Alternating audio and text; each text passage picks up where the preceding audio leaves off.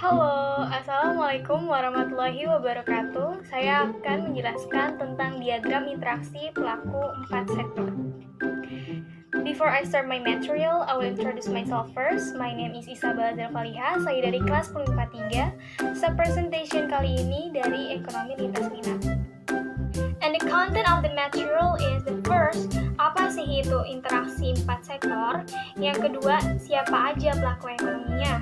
Yang ketiga, bagaimana mekanisme perekonomian 4 sektor? Dan yang keempat itu faktor-faktor perdagangan internasional. Oke, yaitu perekonomian 4 sektor. Penjelasannya itu, perekonomian 4 sektor atau bisa disebut dengan perekonomian terbuka ialah perekonomian yang melibatkan diri dalam perdagangan internasional, ekspor dan impor, barang dan jasa, serta modal dengan negara-negara lain. Dan manfaatnya apa aja sih? Yaitu memperluas pasar dalam negeri, yang kedua mengurangi tingkat pengangguran masyarakat, yang ketiga menjalin banyak persahabatan dengan negara lain, dan lain-lain sebagainya. Konten yang kedua itu pelaku sektor-sektornya. Yang pertama itu ada sektor rumah tangga, yaitu sekumpulan individu yang dianggap homogen dan identik. Yang kedua itu ada sektor perusahaan atau produsen, yaitu sekumpulan perusahaan yang memproduksi barang dan jasa. Yang ketiga itu sektor pemerintahan yang memiliki kewenangan politik untuk mengatur kegiatan masyarakat dan perusahaan.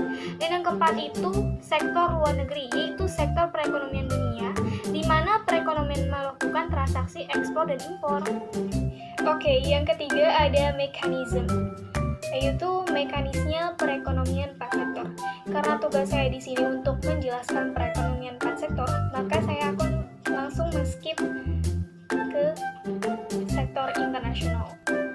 Sektor internasional atau sektor luar negeri. Yang pertama, rumah tangga. Konsumen ini membeli barang dari sektor luar negeri yang bisa disebut dengan import, kegiatan import. Dan yang kedua, juga produsen, mereka memproduksi barang jasanya lalu dikirimkan atau diekspor ke perusahaan luar negeri. Sektor luar negeri berkaitan dengan ekspor dan impor. Dan ini adalah kegiatan ekonomi 4 sektor. Yang pertama ada rumah tangga, konsumen, yang kedua perusahaan atau produsen, yang ketiga pemerintahan, dan yang keempat sektor luar negeri atau internasional. Yang ketiga, faktornya apa sih?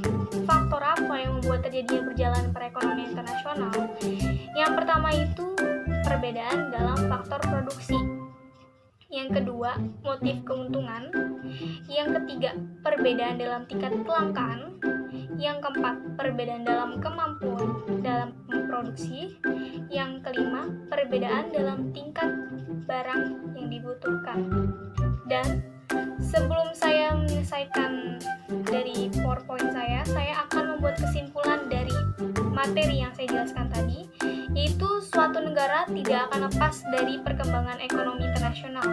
Suatu negara akan selalu bergantung pada perekonomian asing, karena tidak semua barang dan jasa yang dibutuhkan oleh suatu negara dapat disediakan sendiri oleh perekonomian domestik. Sekian, terima kasih.